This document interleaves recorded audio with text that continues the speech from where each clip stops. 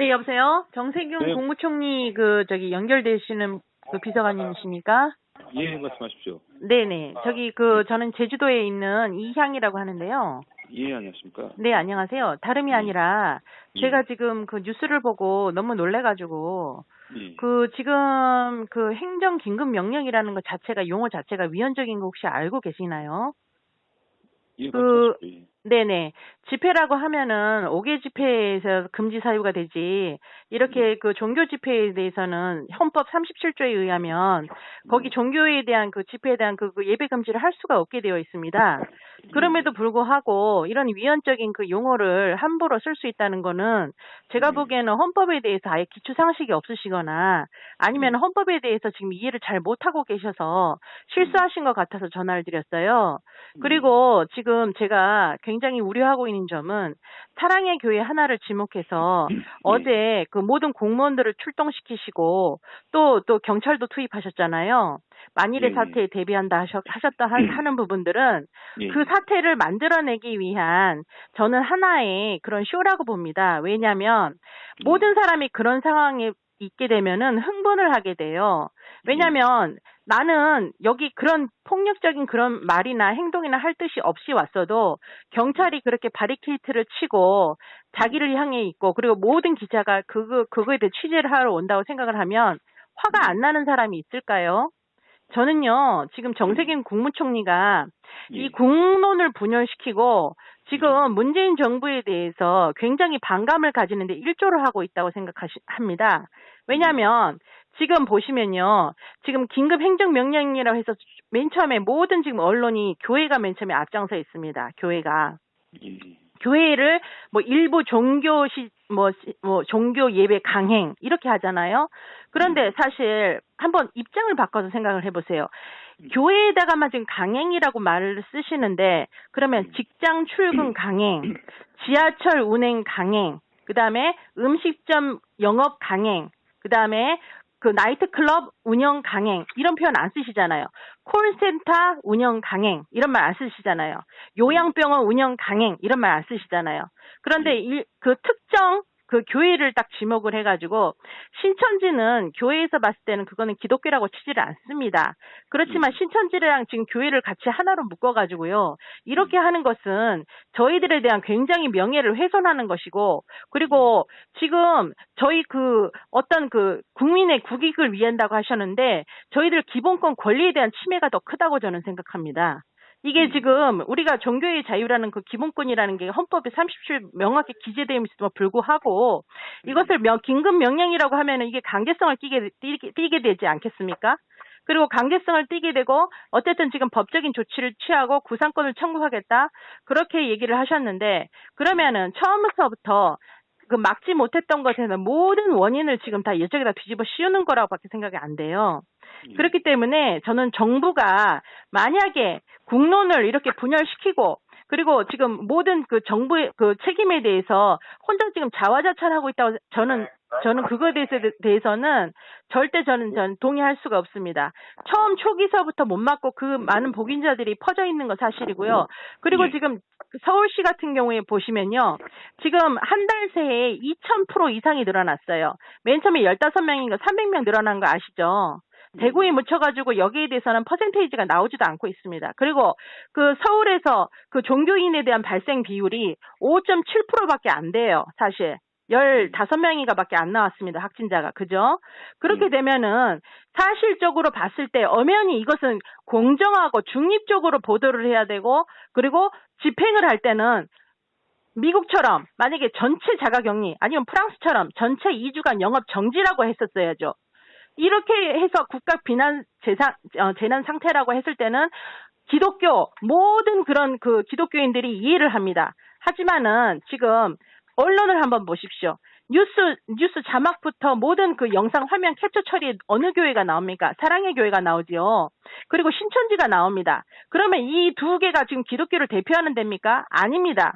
기독교를 대표하는 것이 아님에도 불구하고 그 영상을 쓰고 거기에 대해서 모든 기독교인들을 이렇게 지금 다 깔아 뭉기는 것은 엄연히 저희들의 기본권을 침해하는 것입니다. 저는 여기에 대해서 굉장히 지금 분노를 하고 있고요. 여기에 대해서 정세균 총리가 오늘 지금 법적인 대응을 하겠다고 하시는데 법적인 대응이 어느 근거에서 할 수 있는 건지 그걸 먼저 본인이 한번 체크를 해보셔야 된다고 생각합니다. 만약에 여기에 대해서 법적인 대응을 했을 경우에 저희 1200만 기독교인들이 가만히 있지 않을 것입니다. 왜 가만히 있지 않을 것이냐, 그거에 대해서는 제가 말씀을 드리겠습니다. 종교의 그런 어떤 기본권 침해를 감수해서라도 지금 코로나 바이러스를 잡고자 한다면 유흥업소도 먼저 단속을 하셨어야 돼요. 저희 그 시청에서 지금 밥 먹고 찍은 사진 올린 거 저희 봤습니다. 그 사람들 2m 간격 유지합니까? 마스크 하나 안 쓰고 소상공인 위안답시고 앉아가지고 축배를 들고 앉아있는데 저희 그 사진 보고 깜짝 놀랐습니다. 우리 보고는 2m 떨어져 앉아서 예배를 드려라 해놓고는 자기네들은 그렇게 마스크를 다 벗고 앉아가지고 그렇게 다닥다닥 붙어 앉아가지고 밥을 먹고 있는 모습을 어떻게 언론에다 내보이고 누구를 지금 조심하라고 지금 훈계를 할 수가 있습니까? 법적인 누구를 행정명령을 할 수가 있습니까? 이것은요, 모든 기독교인에 대한 정면 도전입니다, 지금. 도전일 뿐만 아니라, 우리 기독교인을 굉장히 지금 모욕을 주고 있는 것입니다. 모욕을 주고 있고, 지금 보세요. 많은 호텔과 많은 숙박업들, 지금 장사가 안 되니까 파티라도 벌려가지고, 게스트하우스 같은 경우는 다닥다닥 모여 앉아서 파티를 합니다. 50명이 전국에서 모여서, 제주도 같은 경우에는 모여서 파티를 합니다. 누구 하나 거기 와서 공문을 내려서 단속하는 사람도 없습니다. 이런 행정적인 모든 사각지대에 있고 그 사람들도 먼저 단속해야 되는데 거기에 대해서는 뉴스 한 글자 안 나옵니다. 왜? 폭동이 일어날까 봐요. 그렇죠? 솔직하게 얘기해 보십시오. 폭동이 일어나지 않겠습니까? 그러면 이게 공정성의 문제에 있었을 때 모든 사람이 내가 지금 불공정한 대우를 받고 있지 않다라고 생각하면 다 응하게 됩니다. 그렇지만 어느 한 교회, 사랑의 교회만 가가지고 기자가 들어가고 공권력이 투입이 되고 행정관들이 다 거기 가서 있게 되면은 반발이 일어나게 되는 거예요. 어저께 같은 경우에는 짜여진 시나리오입니다. 일종의. 지금 사랑의 교회가 문재인 정부를 공격하고 있죠. 문재인 정부에 대해서 모두 반대 운동을 하고 있는 걸 알고 있습니다. 그러면은 거기에 반대 운동을 하고 있기 때문에 거기를 특별히 찝어가지고 거기만 조사를 한 거 아닙니까? 그리고 나머지 교회, 우리 제주도까지 지금 다 면사무소, 읍사무소에서 나와서 조사를 하더라고요. 몇 명이 앉아서 밥을 먹냐? 너희 밥 먹고 있냐, 안 먹냐? 너희 2m 앉아있냐, 앉아있냐? 그런데 목욕탕 한번 가보셨습니까? 목욕탕에 그 무방비 상태에 사람들 사우나에 모여 앉아서 얘기하고 있는 거 한번 보셨습니까? 거기에 대해서는 아무 단속도 안 하면서 왜 교회만 가지고 그러십니까? 일주일에 한 번 모이는 거 가지고요. 저는 지금 정세균 총리가 이 나라의 이 모든 행정적인 수반을 맡아서 지금 하고 있는 그 대표자로서 굉장히 지금 부적절하다고 생각합니다.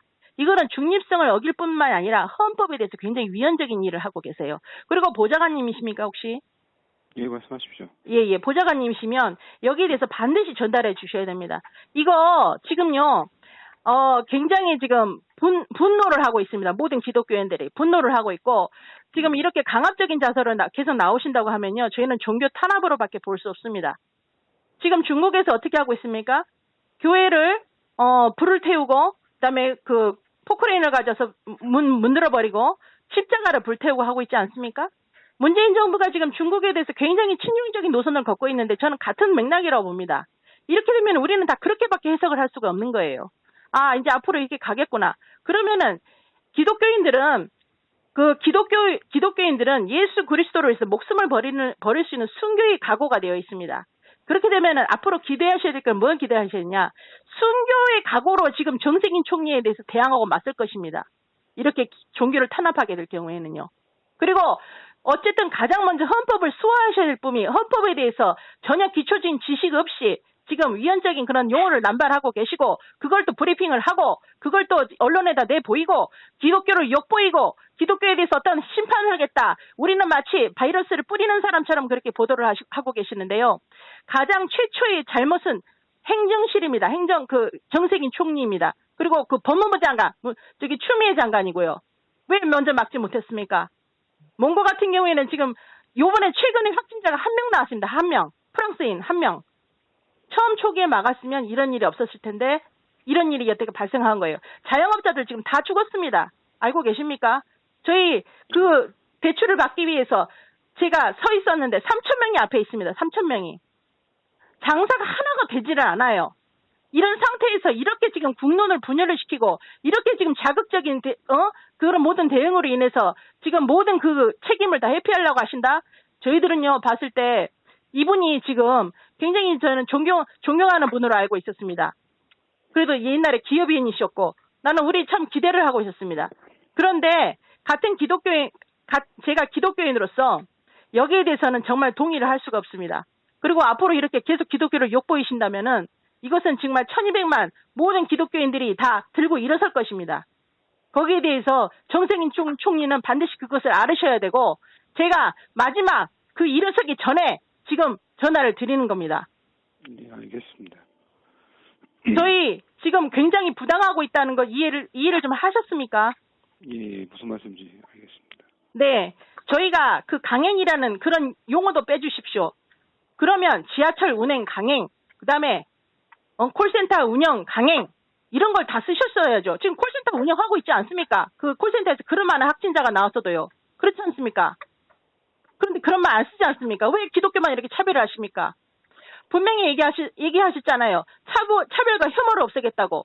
그런데 지금 차별과 혐오를 어느 단체에게, 특정 단체에게 하고 계시고 있지 않습니까? 그리고 자기를 비난한다고 해서 그 특정 단체를 꼬집어가지고 전체 기독교인이냐, 그렇게 보도하는 것도 옳지 못합니다. 제가 보기에는. 그리고 유흥업소 단속하시고 계시다고 하는데 유흥업소 단속한 기록이 없습니다. 지금.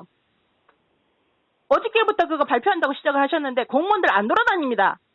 저 다 보고 있습니다. 지금. 마스크 대책도 제대로 못 세우신 거에 대해서 책임을 지금 그 국민을 지금 참고 있어요. 아침 6시부터 줄 서가지고 9시에 번호표 받고 5시에 또 타러 가고 그 고생을 시켰으면 미안하지도 않습니까? 우리 기독교인들은 그걸 다 참고 인내하고 우리가 기독교인들이 마스크라도 만들어서 우리 도민들한테 주자 하고 마스크를 만든 사람이 몇 명인지 아십니까? 정세균 총리는 정말 지금 큰 실수를 하신 겁니다. 지금 기독교인들이 얼마나 정부를 돕기 위해서 마스크를 손수 만들어서 그것을 전달을 하고 그렇게 했는데요. 어떻게 이렇게 기독교 전체를 이렇게 지금 폄하하실 수가 있습니까? 국익에 해이가 된다고요? 국익에요? 우리가 국익에 해를 준 게 뭐가 있습니까 도대체? 정부가 다 잘못한 거죠. 엄밀하게 따져보십시오. 정부가 잘못한 겁니다. 저희 제주도에 언제까지 중국인들이 들어온 줄 아십니까? 지금도 들어오고 있어요. 사실. 우한 지역에서 어마어마하게 들어왔습니다. 6,500만 우한 국민들 한국에 들어왔을 때 뭐 하셨습니까? 아무것도 안 하시지 않았습니까? 그 사람들 가고 난 다음에 조사됩니까? 안 되죠? 그거에 대해서 책임을 전혀 통감하고 못 지게 한다면은 리더로서 자격이 없습니다. 특정 단체에 뒤집어 씌운다는 건 비겁한 행동입니다. 이거 당장 취하해 주시고요. 이거 사랑의 교회에 대해서 이거 언론 보도 정정해 주시고 이 사람들의 이 마음이 지금 그 교회 같은 경우는 전 이해가 됩니다. 자기 그 담임 목사님이 잡혀가 있는데 정부에 대해서 좋을 사람이 어디가 있겠습니까? 여기 안 나오겠습니까? 저희 아버지 어머니가 잡혀갔다고 생각해 보십시오. 그 사람들한테는 그 아버지입니다. 아버지. 그런데 그 교인들한테 가서 그렇게 상처를 주고요. 이거는 정말 어른으로서 절대 그렇게 해서는 행동을 안 됩니다. 그리고 모든 종교를 다 품어야 되고 모든 종교에 대해서 공평해야 되고 여디는 잘하고 이렇게 하는 것도 옳지 못합니다. 정치인은 그것이 기본 아닙니까? 자기에 대해서 반대하는 사람에 대해서도 손을 내밀어야 되는 게 정치인의 기본 아닙니까? 저는 정말 너무 실망스럽습니다. 이번에.